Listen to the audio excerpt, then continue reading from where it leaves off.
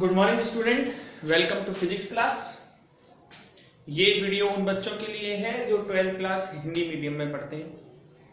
हाँ जी, देखिए, जैसा कि आपको पता था कि हमने लास्ट टाइम पर प्रतिबिंब के बारे में समझ लिया था। आज हम दर्पण द्वारा प्रतिबिंब रचना सीखेंगे। ठीक है, तो दर्पण द्वारा प्रतिबिंब रचना के कुछ बिंदु हैं, जिसमें सबसे पहला पॉइंट है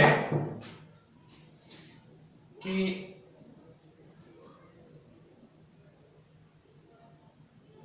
ये इसकी मुख्य अक्ष है। मुख्य अक्ष के समांतर आने वाली रेखा दर्पण से परावर्तन के पश्चात मुख्य फोकस से होकर गुजरती है।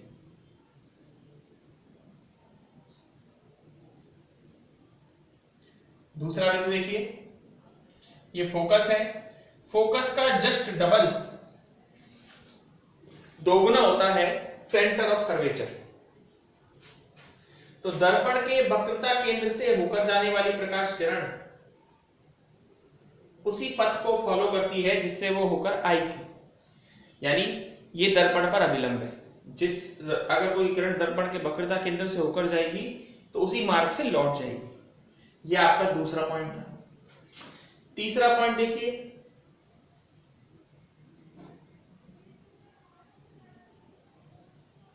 दर्पण के ध्रुव पर आपतित होने वाली प्रकाश किरण परावर्तन के नियम का पालन करती है। ऐसी प्रकाश किरण जो दर्पण के ध्रुव पर आपतित होगी, जितने कोण से आपतित होगी ठीक उतने ही कोण से ये परावर्तित हो जाएगी। चौथा पॉइंट देखिए,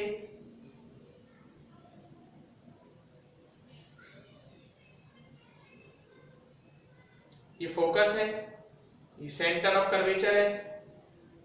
मुख्य फोकस से होकर जाने वाली प्रकाश किरण, दर्पण के मुख्य फोकस से होकर जाने वाली प्रकाश किरण परावर्तन के पश्चात मुख्य अक्ष के समांतर हो जाती है। वैसे तो प्रतिबिंब निर्माण के लिए इन चारों में से कोई भी 2 पॉइंट लगाइए, आपका प्रतिबिंब बन जाएगा। ठीक है, पर अभी के लिए आप इनमें से, इससे भी हम आपको सिखाने वाले हैं कुछ प्रतिबिंब निर्माण की रचनाएं।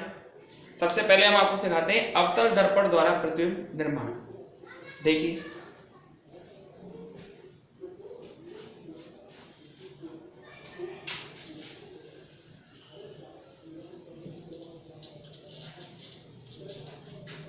हाँ जी, अवतल दर्पण द्वारा प्रतिबिंब निर्माण है ना।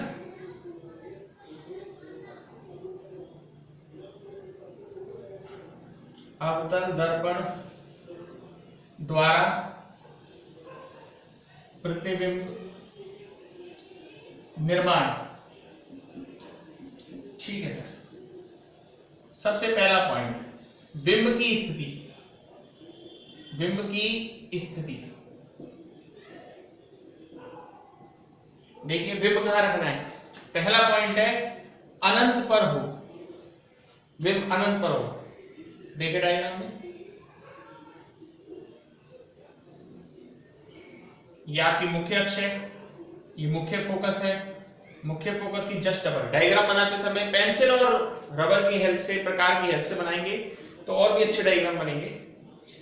सेंटर ऑफ कर्वेचर यानी कि वक्रता केंद्र जो है वो मुख्य फोकस का डबल होना चाहिए, ये ध्यान रखिए, ये हम प्रूफ भी करेंगे। अब अनंत से मुख्य अक्ष के समांतर आने वाली रेखा परावर्तन के पश्चात मुख्य फोकस से होकर जाएगी, ये पहला पॉइंट। दूसरा पॉइंट ये देखिए, ये भी मुख्य फोकस से होकर जाएगी। 2 रेखाएं ले ली अपन ने। तो प्रतिबिंब की स्थिति क्या रही? प्रतिबिंब की स्थिति फोकस पर बनेगा। कहां बनेगा? फोकस पर। आकार बताइए। बहुत छोटा। बहुत छोटा मीन्स बिंदु मात्र, एक पॉइंट की तरह बना है। फिर प्रकृति बताइए। उल्टा प्रतिबिंब बनाता है। अवतल दर्पण आपका हमेशा उल्टा प्रतिबिंब बनाता है, और उल्टा प्रतिबिंब सदैव वास्तविक होता है। वास्तविक एवं उल्टा, ये आपका पहला प्रतिबिंब निर्माण है। अब आप दूसरी पॉइंट देखेंगे।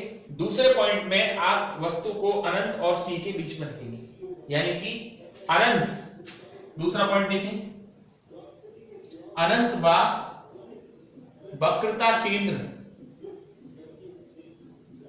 C के मध्य, अनंत व वक्रता केंद्र C के मध्य रखना है आपको, है ना। तो देखें आप इसमें,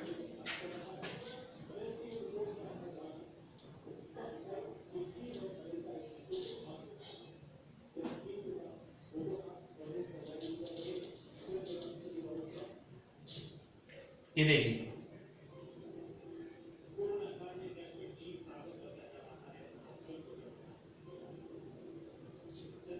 ये मुख्य फोकस है, ये वक्रता केंद्र है। अब वस्तु को हमने वक्रता केंद्र मुख्य अनंत और मुख्यता केंद्र के बीच में रखा है। ए भी आपका बिंब है, ए से चलने वाली प्रकाश के मुख्य अक्ष के समांतर मुख्य फोकस से ऊपर जाएगी, और दूसरी ले लीजिए मुख्य फोकस से होकर जाने वाली प्रकाश किरण परावर्तन के पश्चात मुख्य अक्ष के समांतर हो जाएगी। तो ये बना A डैश B डैश। तो प्रतिबिंब की स्थिति आई C व F के बीच में, C व F के मध्य। आकार छोटा है, बहुत छोटा तो नहीं पर छोटा है। प्रकृति वास्तविक व उल्टा, वास्तविक व उल्टा। आकार को हम लोग m से भी लिखते हैं, m मैग्निफिकेशन है, इसकी वैल्यू बहुत बहुत कम हुई 1 से, इसका मान जो है वो 1 से क्या होगा, बहुत बहुत कम तो नहीं, सॉरी 1 से कम, ऐसे भी लिख सकते हैं हम इसको, ठीक है। तो ये दो स्थिति हो गई। तीसरी स्थिति में बिंब को हम रख देंगे C पर, वक्रता केंद्र पर, यानी तीसरी कंडीशन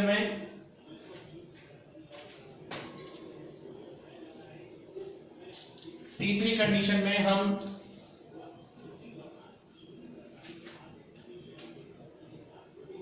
बिंब की स्थिति होगी C पर, वक्रता केंद्र पर।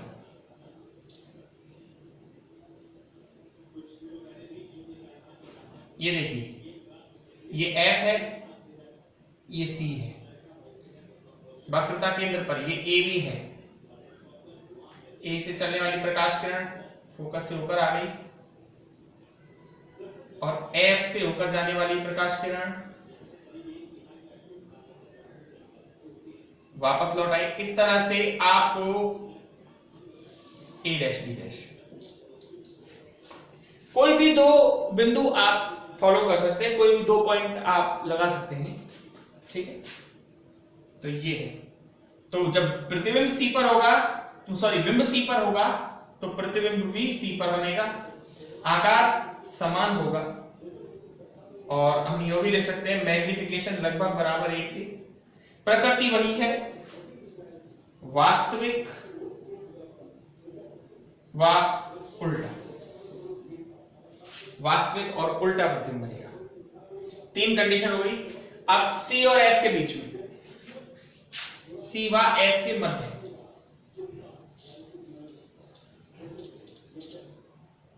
तीसरी कंडीशन में C व F के मध्य, अगर C और F के बीच में रखेंगे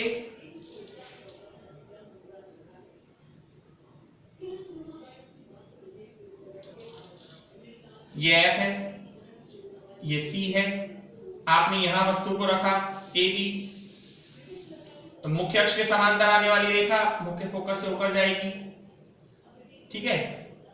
फोकस से होकर जाने वाली रेखा, इस तरह से आपको ये प्रतिबिंब मिला A डैश B डैश। प्रतिबिंब कहां बना, बियॉन्ड C, C के बाहर, यानी अनंत व C के मध्य, अनंत व C के मध्य। आकार देख रहे हैं आप, वस्तु से बड़ा है, बड़ा है, m की वैल्यू 1 से ज्यादा आएगी। प्रकृति हाँ अभी भी वास्तविक व उल्टा ही है, ठीक है। इसके बाद आपकी वस्तु आ जाएगी F पर, ये आपकी 5वीं स्थिति होगी। हर एक स्थिति को आप ढंग से देखिए, मैं किस तरह से इनको बना रहा हूं, आपको ये पेंसिल और रबर की हेल्प से बनानी है। अब बिंब की स्थिति है फोकस पर हो, कहां पर हो, फोकस पर। यह आपने अवतल दर्पण बनाया, ये फोकस है आपका F, वक्रता केंद्र C, आपको बिंब रखना है फोकस पर। तो मुख्य अक्ष के समांतर जाने वाली प्रकाश किरण इस तरह से, और ये जाने वाली किरण ये इस तरह से, ये कहीं नहीं मिल रही है, यानी प्रतिबिंब की स्थिति कहां हुई? अनंत पर। आकार बहुत बड़ा हुआ सर, बहुत बड़ा, और m की value very very greater than 1, एक से बहुत ज्यादा होगी। प्रकृति वास्तविक व उल्टा ही है, वास्तविक व उल्टा, ठीक है। अब आखिरी स्थिति रह जाती है F और पोल के बीच में, यानी F और ध्रुव के बीच में, यानी बिंब की जो स्थिति होगी,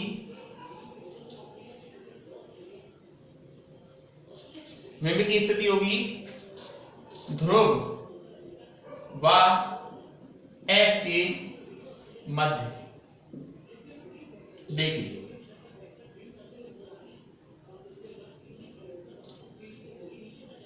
ये F है, ये C है, यहां अपन ने वस्तु रखना है A, ठीक है। A से जाने मुख्य अक्ष के समांतर वाली किरण वक्रता केंद्र से होकर गई, ठीक है, और इस किरण को आप पीछे की तरफ मिला दीजिए, और ये देखिए मुख्य ये वाली किरण लीजिए, इसको आप पीछे की तरफ बढ़ाइए, ये यहां मिली आपको, यानी प्रतिबिंब दर्पण के पीछे प्राप्त होगा। कहां प्राप्त होगा? बियॉन्ड, दर्पण के पीछे। आकार बड़ा है, बहुत बड़ा तो नहीं, बड़ा है, m का मान 1 से ज्यादा है। और अब अगर आप देखें सभी कंडीशंस में, सभी स्थिति में उल्टा प्रतिबिंब मिल रहा था, लेकिन यहां सीधा मिला है, और सीधा प्रतिबिंब सदैव कैसा होता है? आभासी, सीधा व आभासी, ठीक है। तो ये सब तो थी अवतल दर्पण द्वारा प्रतिबिंब रचना। अब इसी क्रम में आगे चलते हुए हम उत्तल दर्पण द्वारा प्रतिबिंब रचना बढ़ाते हैं आप लोगों को।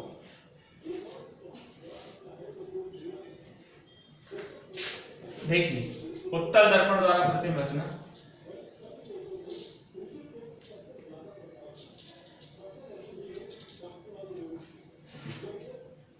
उत्तल दर्पण द्वारा प्रतिबिंब रचना। सबसे पहले बिंब की स्थिति वही पहली ले लीजिए आप अनंत पर। देखिए यह आपका उत्तल दर्पण है।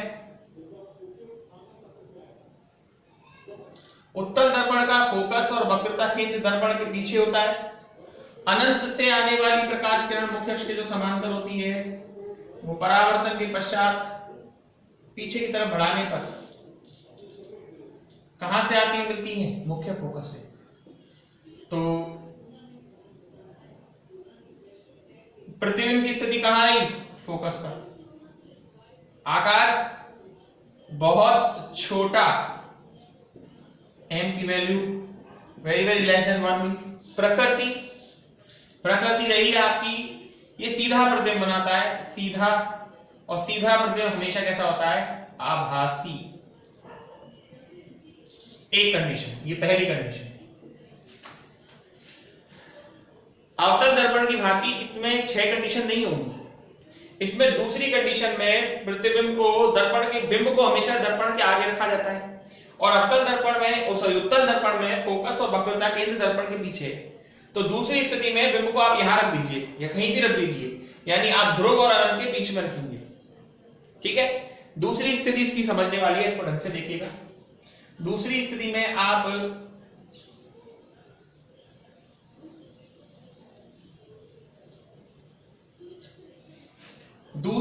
में आप वस्तु को ध्रुव व अनंत के मध्य रखेंगे, ध्रुव और अनंत के बीच में। जब आप ऐसा करेंगे ध्रुव और अनंत के बीच में,